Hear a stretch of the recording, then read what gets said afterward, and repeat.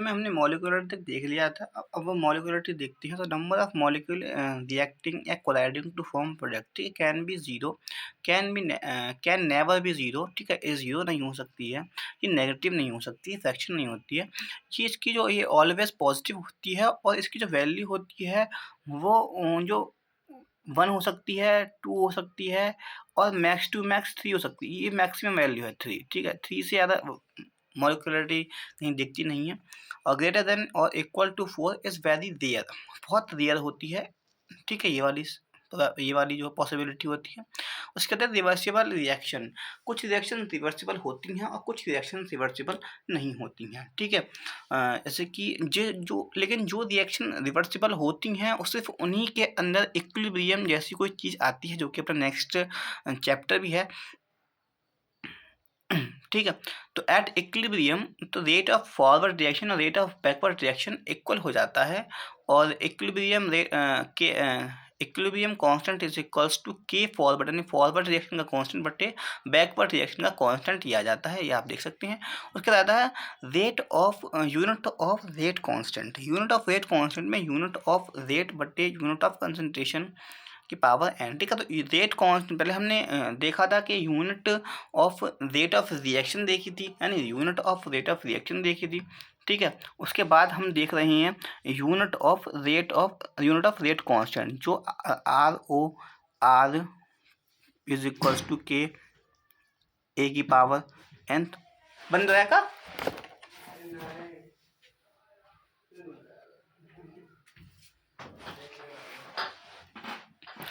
ठीक है, तो यूनिट ऑफ के देख सकते हैं। तो यहाँ पे जो की है इसकी यूनिट देख रहे हैं, तो इसको हमने ले गए इसके नीचे यहाँ पर, ठीक है, इसको यहाँ पर ले गए तो ये अपना ये आ गया, ठीक है, और ये अपना ये आ गया। तो इसकी जो यूनिट है, इसका जो फॉर्मूला बनता है, पहले तो आप ये देख लीजिए, मोल प्रति लीटर प्रति सेकंड, जो unit of rate of reaction थी, ठीक है, बटे में द यूनिट ऑफ कंसंट्रेशन आ गई, यहाँ पर आ गई, ठीक है, ये देख लीजिए।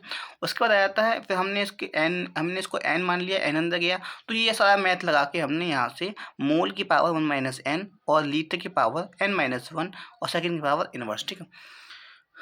Order of reaction, first order reaction order n is equal to 1 रखने के पास 1 रखते हैं तो ये आता है ऑर्डर ऑफ 0th और 10th ऑर्डर, तो आप ये देख सकते हैं ये आएगा, ठीक है। तो आप इस फॉर्मूले में पुट कर सकते हैं एन की वैल्यू क्या होगी, एन की वैल्यू जो भी ऑर्डर ऑफ रिएक्शन होगा वो आपको दे रखा होगा, तो आप यहाँ से निकाल सकते हैं, ठीक है। उसके बाद आते हैं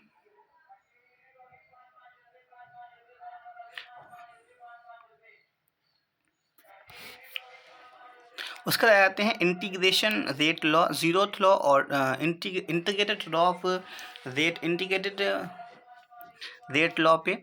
तो पहला आता है जीरोथ लॉ के अंदर जो ऑर्डर ऑफ रिएक्शन होता है वो एन की पावर 0 होती है, यानी रेट जो होता है वो कंसंट्रेशन पर डिपेंड नहीं करता है, ठीक है। Rate of reaction D R by D T is equals to K की पावर आर की पावर 0, यानी 0 कंसंट्रेशन ऑफ द रिएक्टेंट पर डिपेंड करता नहीं है। उसके बाद हम इसको डिफ्रेंशिएट करके इसको यहाँ ले गए, ठीक है, इसको यहाँ ले गए, ठीक है, ये तो 1 हो गया, ठीक है, ये 1 हो गया, फिर इसको यहाँ ले गए, ठीक है, तो के T integrated with D T, ठीक है,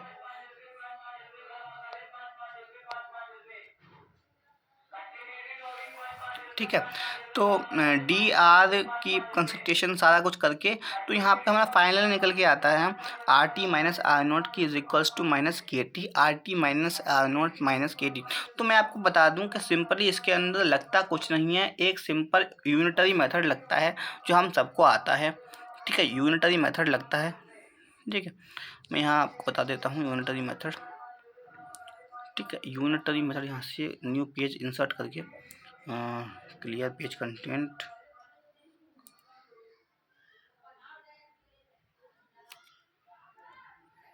यहाँ ऑप्शन नहीं है, ठीक है। तो यहाँ पे मैं आपको बता देता हूँ कि यहाँ पे बेसिकली यूनिटरी मेथड लगता है, ठीक है। यूनिटरी मेथड का मतलब ये होता है कि जैसे कि अगर यूनिटरी मेथड का मतलब ये होता है कि मान लो 5 लोग हैं जो 10 रोटियां खाते हैं, तो एक आदमी कितनी रोटी खाएगा, ठीक है, 10/5 यानी 2 रोटी खाएगा। ठीक है, अब ठीक है 2 रोटी खा गया है ना। अब इतनी ठीक है 5 लोग हैं, ठीक है 5 लोग हैं, 10 रोटियां खाते हैं, तो एक इंसान कितनी रोटियां खाएगा और 2 इंसान कितनी रोटियां खाएंगे। ये ऐसे करके ये इस मेथड को कहते हैं यूनिटरी मेथड। ठीक है, तो ज़ीरो ऑर्डर रिएक्शन होती है उसमें यूनिटरी मेथड लगता है। और कुछ ग्राफ यहाँ इंपॉर्टेंट दे रखे हैं तो आप उसको देख सकते हैं। तो R0, ये R कंसनट्रेशन ऑफ R है, R0 जो है वो टाइम के संग घट रही है और जो रेट है वो टाइम के संग कॉन्स्टेंट क्योंकि कंसनट्रेशन डिपेंड नहीं करता है। उसका R0 माइनस RT बढ़ रहा है। स्लोप जो है विद टाइम, ठीक है, और स्लोप जो है वो की है। उसका जो बेसिकली जो 2 टर्म हैं बहुत ही इंपॉर्टेंट हैं वो है टी हाफ और टी फुल। ठीक है, तो बेसिकली टी हाफ है। ठीक है, तो टी हाफ जो होती है वो टी 50% होती है और टी हाफ पे जो कंसनट्रेशन है वो आधी बच जाती है। तो इस फॉर्मूले में इस वाले फॉर्मूले में हम जो है आर टी की जो वैल्यू है वो R0/2 डाल सकते हैं। तो उसके बाद जो फॉर्मूला निकल के आता है हमारे लिए वो T half is equals to R0/2 के निकल के आता है। अब टी हाफ की जो है वो R0 के संग ग्राफ डायरेक्टली स्ट्रेटन बनता है जिसकी जो स्लोप होती है वो 1/2 के होती है और उसके अकॉर्डिंग तो आप यूनिटरी मेथड लगा सकते हैं और ये आपका बन जाता है। ठीक है, और जो टी है यहाँ पर टी हाफ है वो के इन्वर्सली प्रोपोर्शनल है तो ये हाइपरबोला ऐसा ग्राफ बनता है। ठीक है, हो गया। ठीक है, अब देखते हैं अपना first order reaction. First order reaction के अंदर जो एन की वैल्यू होती है यानी ऑर्डर ऑफ रिएक्शन होता है वो 1 होता है। कोई रिएक्शन है इसमें रिएक्टेंट से प्रोडक्ट बनता है तो rate of reaction minus dR/dt is equals to K R की पावर 1 होती है। अब यहाँ पर हम dt को के की साइड भेजेंगे और आर को इस साइड भेजेंगे तो minus dr/r is equals to integration of 0 से t तक माइनस के टी। ठीक है, उसके बाद ये R0 से RT तक। ठीक है, उसके बाद यहाँ से जितना भी सॉल्व करके ln RT minus R0 minus K T bus वही इक्वेशन होती है जो ln में आ जाती है। ठीक है, और ग्राफ भी बन जाता है। एक चीज़ आप ध्यान रखिएगा जो log के, ठीक है, एंड ln के, ठीक है, ये जो भी ग्राफ बनते हैं ये ऑलवेज स्ट्रेट लाइन होते हैं। तो आप देख सकते हैं इसकी जो हाफ लाइफ है वो रेडियो एक्टिव हाफ लाइफ की तरह वर्क करती है। ठीक है, ये फॉर्मूला आप याद रख सकते हैं और मैं एक इम्पोर्टेंट क्वेश्चंस की सीरीज़ भी लेके आऊँगा। ठीक है, जहाँ से 90% क्वेश्चन आपके एग्जाम में आएंगे। तो हाफ लाइफ फर्स्ट ऑर्डर जो है t is equal to T half T50 और यहाँ से आप जो हाफ लाइफ है वो नोट कर सकते हैं 0.693/k। ठीक है, ln2/k भी लिख सकते हैं आप। ठीक है, R0 है 100 टी हाफ किया तो 50 टी हाफ किया तो फिर 0, ये 0 ऑर्डर रिएक्शन के लिए है। ठीक है, अब आया था फर्स्ट ऑर्डर रिएक्शन के लिए R0 है 100 और टी हाफ किया तो 50 और फिर उसके भी टी हाफ किया तो 25, उसके भी टी हाफ किया 12.5। तो बेसिकली मैं ये कहना चाहता हूँ कि जो इसकी टी हाफ होती है वो इनफाइनाइट होती है, कभी एंड नहीं होती है क्योंकि 0 किसी भी चीज़ का आधा नहीं होता है। मतलब किसी भी चीज़ का हम आधा करेंगे तो 0 नहीं आएगा, कुछ ना कुछ तो वो बचेगा। ठीक है, आगे देखते हैं। एवरेज जो हाफ लाइफ होती है वो फर्स्ट ऑर्डर रिएक्शन की वो T average is equals to 1/k होती है। ठीक, और टी एवरेज जो होती है वो टी हाफ के ज़्यादा होती है। अब देख लेते हैं nth ऑर्डर के लिए। nth ऑर्डर के लिए मान लो कोई रिएक्शन है जो रिएक्टेंट से प्रोडक्ट में बदलता है, उसमें रेट जो होता है वो k इंटू आर की पावर n होता है माइनस dr/dt। बेसिकली ये फॉर्मूला यहाँ पे आप याद कर सकते हैं और 1/RT की power n minus 1 minus 1/R0 की power n minus 1 is equals to n minus 1 KT। ठीक है, 0 ऑर्डर के लिए वैलिड नहीं है, उसके बाद फर्स्ट ऑर्डर के लिए वैलिड नहीं है, बाकी आप इसे 0 ऑर्डर के लिए, सेकंड ऑर्डर के लिए और थर्ड ऑर्डर के लिए लगा सकते हैं। ठीक है, आप वही फॉर्मूला निकल के आएंगे जो हमने पढ़े हैं पहले। ठीक है, हाफ लाइफ का जो फॉर्मूला है वो T half inversely proportional to 1/k inversely proportional to 1/R0 की power n minus 1। T half 1/t half 2 का फॉर्मूला आप देख सकते हैं यहाँ पर। उसके बाद आ जाता है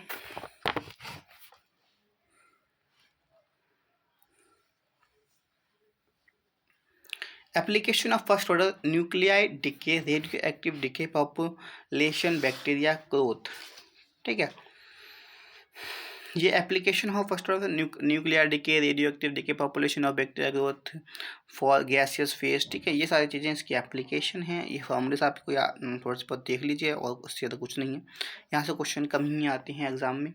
ठीक है, उसके बाद आते हैं स्यूडो फर्स्ट ऑर्डर रिएक्शन। ये नई तरह की रिएक्शन है जिसमें जो एक रिएक्टेंट होता है, मतलब दो रिएक्टेंट होते हैं, उसमें जो एक रिएक्टेंट होता है, जैसे कि पानी, मोस्ट ऑफ द टाइम पानी होगा आपके पास हाइड्रेट करते टाइम, तो जो पानी होगा वो इनफाइनाइट, बहुत उसका जो अमाउंट है वो लार्ज होगा, के कारण वो ऑर्डर के अंदर पार्टिसिपेट नहीं करेगा, और जब पार्टिसिपेट नहीं करेगा तो उसका ऑर्डर भी नहीं आएगा। तो वो दिखने में तो फर्स्ट ऑर्डर लगेगी पर वो होगी नहीं। ठीक है, मान लो, ठीक है, तो इसका एग्जांपल है hydrolysis of ester and inversion of sugar cane. ठीक है, इन दोनों condition when one reactant is present in very large amount and then the rate of reaction depend upon the only one reactant और in less quantity. Temperature dependent of reaction, temperature बढ़ाओगे तो के भी बढ़ेगा, यानी रेट कांस्टेंट भी बढ़ेगा, और एवरी हर मान लो हर किसी, अगर हम 10 डिग्री सेल्सियस बढ़ाते हैं तो जो रेट कांस्टेंट है वो 2 से 3 टाइम्स बढ़ जाता है। ठीक है, अब यहाँ के बाद आर्हेनियस इक्वेशंस आ गई। आर्हेनियस इक्वेशन में ये जो ये है ये एक्टिवेशन एनर्जी है। एक्टिवेशन एनर्जी ये रेडबर्ग कांस्टेंट, ये ना गैस कांस्टेंट है आर, और ये टेम्परेचर है, और ये जो है ये अपना प्री एक्सपोनेंशियल फैक्टर और आर्हेनियस फैक्टर है। बेसिकली आपको याद रखना है कि टेम्परेचर बढ़ने पर रेट कांस्टेंट की वैल्यू बढ़ती है, टेम्परेचर घटने पर रेट कांस्टेंट की वैल्यू घटती है। ठीक है, ओके। के की पावर ये एल एन के ये सारी चीज़ें आपको याद रखनी है। और उसके बाद आते हैं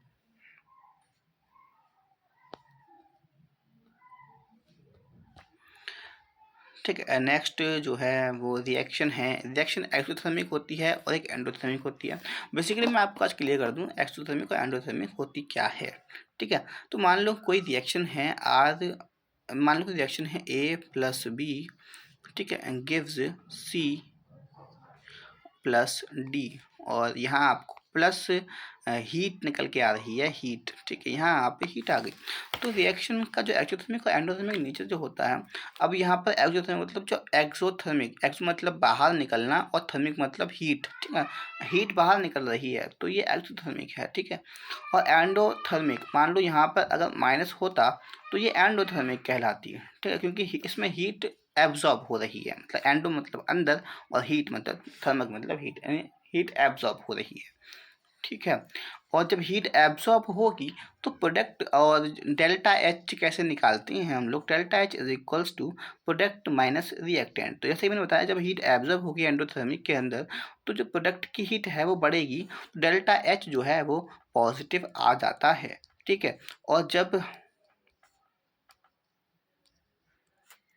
ठीक है, और जब हीट निकलेगी तो प्रोडक्ट की हीट जो है वो कम होगी, यानी कम होगी, और रिएक्टेंट की हीट ज़्यादा होगी। तो उस केस में जो यहाँ माइनस के कारण यहाँ माइनस आ जाता है। तो मान लो एक्सोथर्मिक के केस में जो होता है वो डेल्टा एच नेगेटिव हो, मान लो क्या होता ही, और डेल्टा, और जो एंडोथर्मिक के केस में डेल्टा एच पॉजिटिव होता है। ठीक है, ये अपना एक्टिवेशन एनर्जी एक सर्टेन अमाउंट ऑफ एनर्जी होती है जो रिक्वायर होती है। एक्टिवेशन एनर्जी एक सर्टेन अमाउंट ऑफ एनर्जी होती है जो रिक्वायर होती है किसी भी रिएक्टेंट को प्रोडक्ट में बदलने के लिए। मान लो कोई कहीं हमने यहाँ तक हीट प्रोवाइड कराई तो ये प्रोडक्ट में कन्वर्ट नहीं होगा, हमें यहाँ तक हीट प्रोवाइड कराना कंपलसरी है। उसके बाद ही ये थ्रेशोल्ड जैसे कि होती है वैसा ही है, थ्रेशोल्ड तक हम करा पाएंगे, उसके बाद ही अपने आप ही प्रोडक्ट चेंज हो जाएगा। और ये है अपना एक्सोथर्मिक, जिसमें जो हीट ऑफ प्रोडक्ट है, ये हीट है energy of product is less than reactant. ठीक है, तो जिसमें हीट रिलीज हो रही है डेल्टा एच, ये आपको देख सकते हैं डेल्टा एच है। ठीक है, उसका रहता है अपना एंडोथर्मिक रिएक्शन जिसमें प्रोडक्ट की जो हीट है वो ज़्यादा है और रिएक्टेंट की हीट कम है। हीट एब्जॉर्ब हो रही है, ये पॉजिटिव होगी, और ये है और ये ई भी है। ठीक है, कैटलिस्ट चेंज थ्रेशोल्ड एनर्जी, ये जो डेल्टा ई होता है इसको चेंज कर देता है, ठीक है। रेट ऑफ रिएक्शन पे कोई इफेक्ट नहीं डालता है। ये अपना टाइम टू अचीव इक्विलिब्रियम में इसको कम कर देता है, ठीक है। Catalyst done change delta H E A delta G delta S, है ना, ये सब एक्टिवेशन एनर्जी को कम करता है, ठीक है। यहाँ तक खत्म हो चुके हैं। अभी मैं आपको इसके जो है पी वाई क्यू भी कराऊंगा, ठीक है। मैं आपको इसके पी वाई क्यू भी कराऊंगा, ठीक है। तो पी वाई क्यू जो है वो B S C third semester के पी वाई क्यू हम इसी चैनल पर लाएंगे, ठीक है। जो अपना 2024 का है और 2025 का भी लाएंगे, ठीक है। और 2023 का वैसे तो शायद मिलेगा नहीं, 2023 का अगर मिलेगा तो मैं ले आऊँगा, ठीक है। तो बस ये वीडियो यहीं एंड करते हैं। केमिकल काइनेटिक्स आपकी डन हो चुकी है।